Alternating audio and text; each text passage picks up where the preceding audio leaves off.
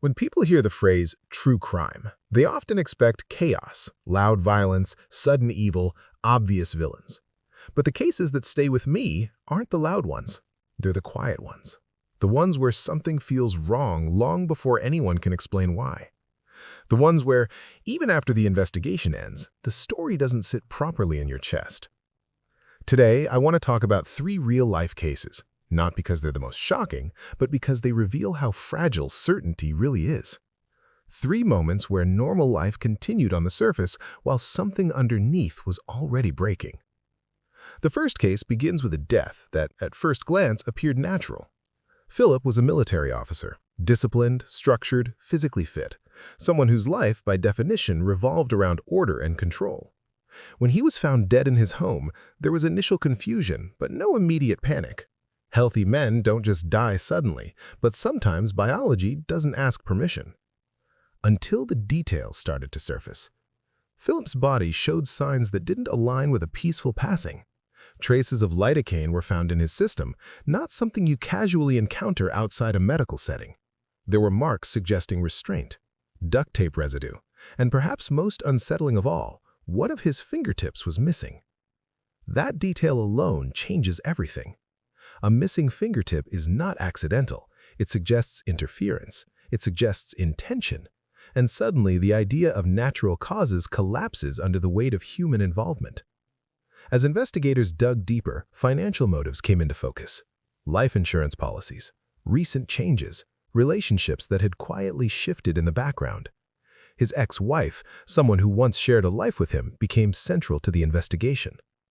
Now, I want to pause here because cases like this tempt us to rush toward blame, but still frames isn't about pointing fingers, it's about patterns.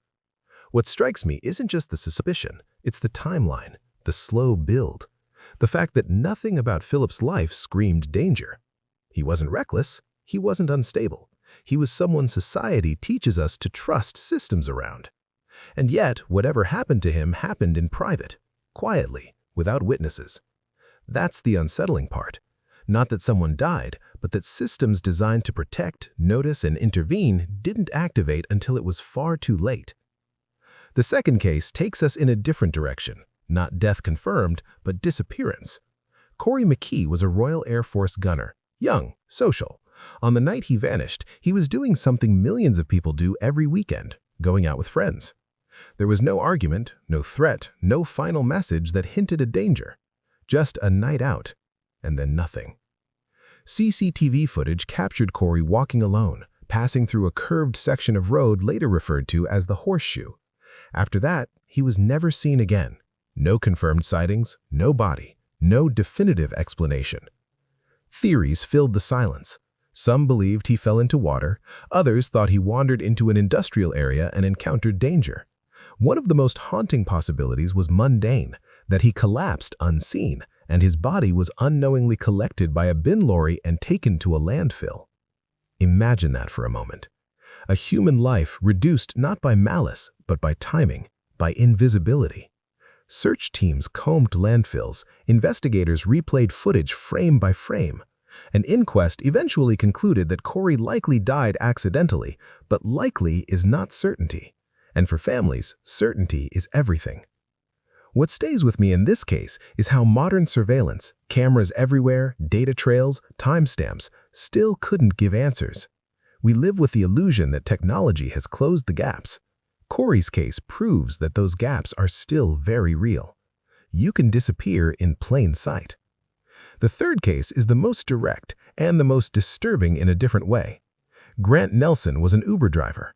He picked up a teenage passenger for what should have been an ordinary ride. Instead, that interaction ended with Grant's death.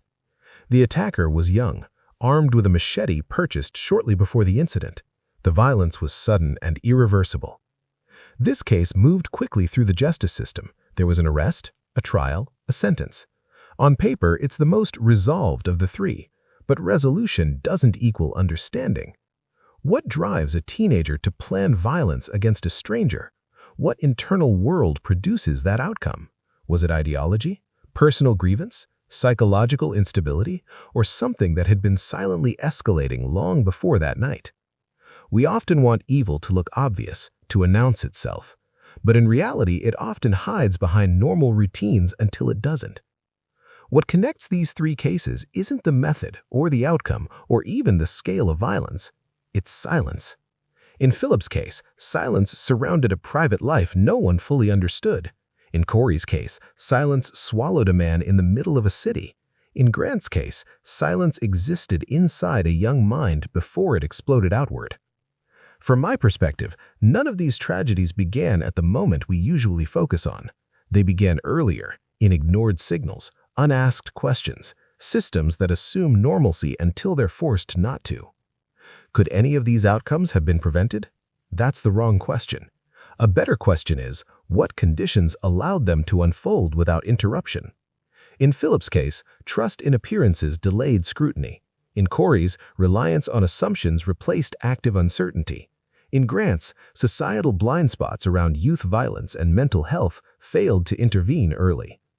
Still Frames exists because stories like these deserve space, not to shock, but to reflect. Because when we slow down and really sit with them, we start to notice something uncomfortable. Most disasters don't arrive loudly. They arrive quietly, disguised as ordinary days. And that's the part worth paying attention to. If you're listening to this, my hope isn't that you feel fear, it's that you feel awareness, that you understand how easily certainty fractures and how important it is to question what we assume is safe, settled, or unlikely. These cases are closed on paper, but the questions they raise aren't. And maybe they shouldn't be. Thank you for listening.